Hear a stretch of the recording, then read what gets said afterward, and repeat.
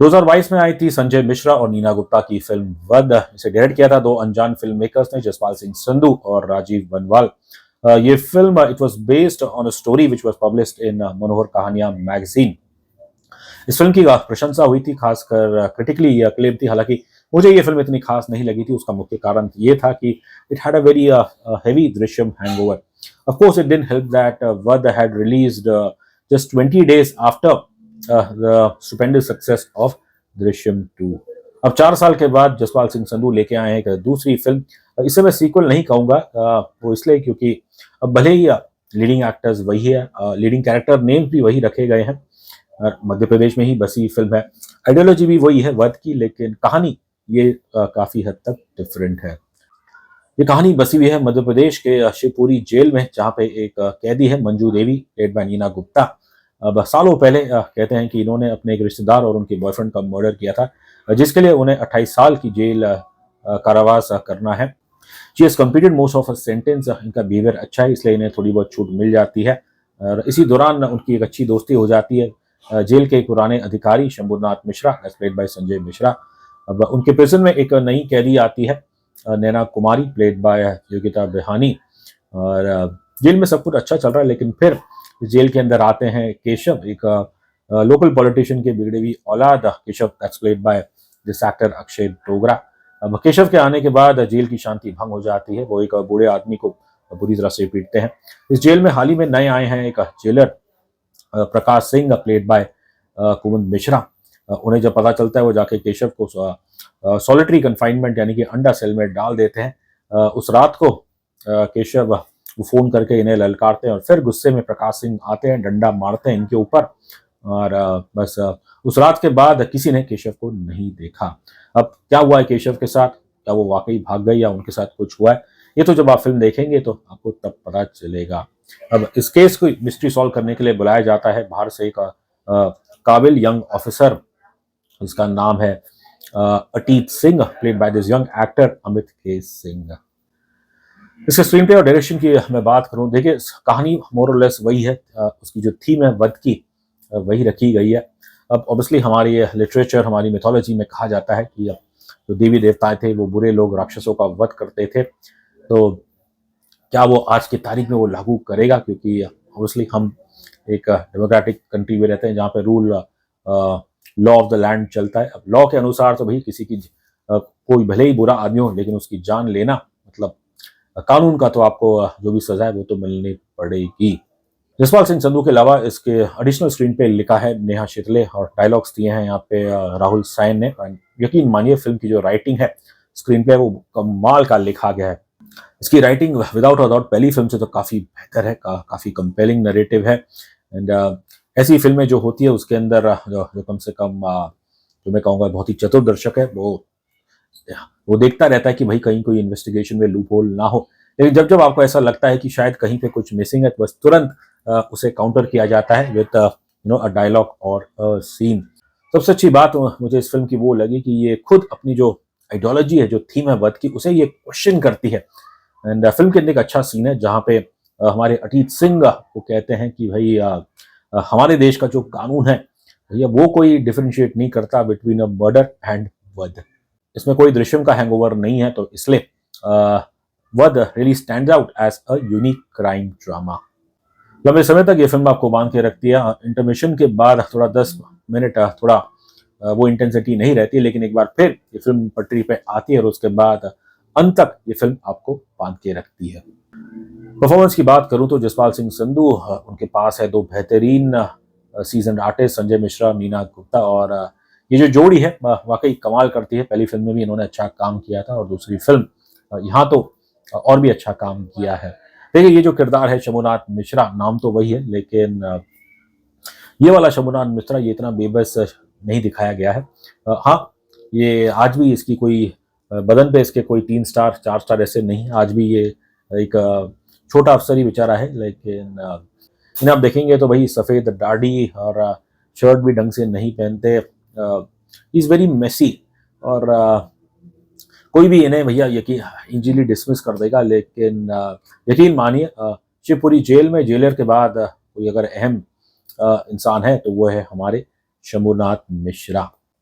संजय मिश्रा इस फिल्म में जो इनकी वार्तालाप होते हैं, पहले मंजू देवी, फिर प्रकाश सिंह और फिर अतीत सिंह के साथ जो इनकी बातचीत होती है वो कमाल की है। अब शंभुनाथ मिश्रा, उनका जस्टिस का या वध को देखने का नज़रिया कुछ अलग है और ये कुछ ऐसा है कि दिस विल हिट द ताकतवर एंड इट विल रेजोनेट।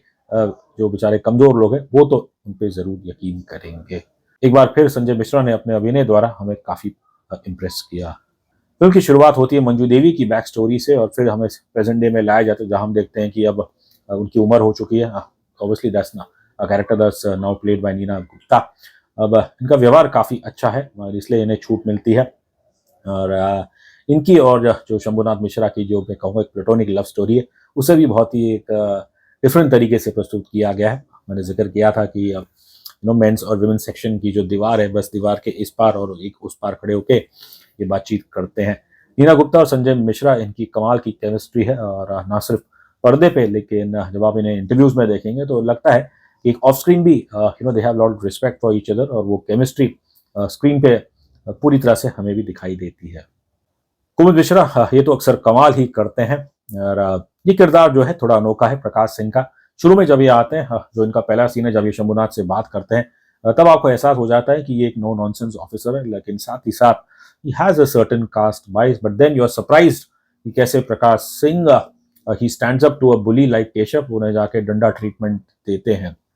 हाँ, he might have some caste bias, लेकिन अपनी ड्यूटी कम से कम वो ईमानदारी से निभा रहे हैं। ये young actor Amit K Singh, हमें इन्हें पहली बार देख रहे हैं। इनका जो ये किरदार है अतीत सिंह, ये भी इंटरेस्टिंग है। शुरू में जब ये आते हैं शिवपुरी में तो ऐसा लगता है he is trying to conceal something. हमारे प्रकाश सिंह, उन्हें बड़ी रुचि है जानने के लिए कि इनका पूरा नाम क्या है। जब शायद उन्हें कहीं से पता चलता है कि इनके सरनेम में चौहान लिखवाते हैं, तो प्रकाश सिंह उनसे पूछते हैं कि भैया आप कौन से चौहान हो। अब कहने के लिए तो ये एक सिंपल सी लाइन है, लेकिन इसके अंदर अपना एक कास्टिस्ट अंडरटोन है। ऊंच नीच की बात हो तो हमारे कुमुद मिश्रा अक्सर वो सामने रहते हैं। मुझे आर्टिकल 15 का वो बेहतरीन सीन याद आ गया, जहाँ पे कुमुद मिश्रा जो खुद एक दलित कैरेक्टर प्ले कर रहे थे, लेकिन बड़े खुशी खुशी वो गर्व महसूस कर रहे हैं कि दलितों में उनका जो स्थान है, उनकी कम्युनिटी का, वो और बाकी दलितों से ऊपर है। जब ये पहली बार इस केस की तहकीकात करते हैं तो तब तो लगता है कि भाई ये थोड़ा अफसर थोड़ा ढीला है, लेकिन 11 महीने बाद जब अतीत सिंह फिर आते हैं शिवपुरी में और तब जो रियल अतीत सिंह है अब वो हमारे सामने आते हैं, तब वो काफी कॉन्फिडेंट रहते हैं। उनकी बॉडी लैंग्वेज देखिए, जो बुद्धि का वो उपयोग करते हैं, वो बेमिसाल है। अमित के सिंह, बस इनके बारे में यही कहूंगा कि emerges as an actor of serious repute. Yogita Bihani, हमने इन्हें देखा था पहले द केरला स्टोरी में। वर्ड 2 में इनका रोल इतना बड़ा नहीं है, लेकिन अच्छा काम करती है वो एज दिस नैना कुमारी। आपको याद हो कि पहली फिल्म में जो स्कूल गर्ल थी उसका नाम नैना था, लेकिन हालांकि ये दोनों बिल्कुल ही अलग कैरेक्टर्स हैं। नॉर्मली सीरियस क्राइम ड्रामा में तो संगीत की कोई इतनी गुंजाइश नहीं रहती है, बट फिल्म के एंड में जो एक गाना बजता है वो काफी लाजवाब है। एंड इसका बीजीएम वो कमाल का है जो दिया है अद्वैत निवलेकर ने। फिल्म की सबसे खूबसूरत चीज़ है इसकी विजुअल स्टोरी टेलिंग, और जो कमाल संधू साहब और उनके सिनेमाटोग्राफर सपुन नरूला ने किया है वो बिल्कुल आउटस्टैंडिंग है। देखिए, गुड सिनेमाटोग्राफी के लिए आपको जरूरी नहीं कि आपको बड़े बड़े राजमहल या state of the art structures चाहिए। आप जेल के अंदर भी उसे बड़े खूबसूरती से कैप्चर कर सकते हैं।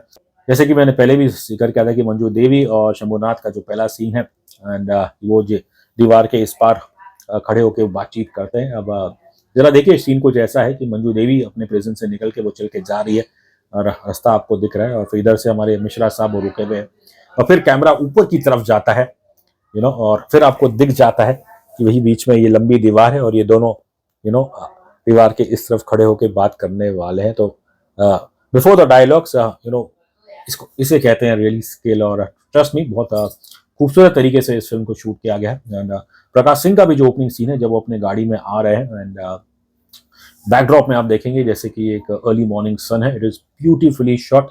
ऐसे कई अनोखे सीन हैं। ऑफ कोर्स इस सिनेमेटोग्राफी को सपोर्ट करती है द ब्रिलियंट प्रोडक्शन डिजाइन, जहाँ धीमे धीमे लाइट्स इस्तेमाल करके भी आप बहुत ही अच्छी तरह से स्क्रीन शूट किए गए। यकीन मानिए कि भले लाइट डिम हो, लेकिन ऐसा नहीं कि स्क्रीन पे आपके डार्क देखने को मिल रहा है। और यहाँ पे ऑब्वियसली जो कलरिस्ट है, जो कलर ग्रेडिंग की है, वो भी काफी अच्छी है। 131 मिनट के बाद वध 2 is definitely an upgrade from the first film, but it sticks to its idea or its principle of justice. It underlines the frustration of a common man against system, जो बेसिकली ताकतवर के लिए तो झुक जाता है, बट जो आम आदमी है उसे तो भैया दंड मिलता है, उसे तो कानून का पालन करना पड़ता है।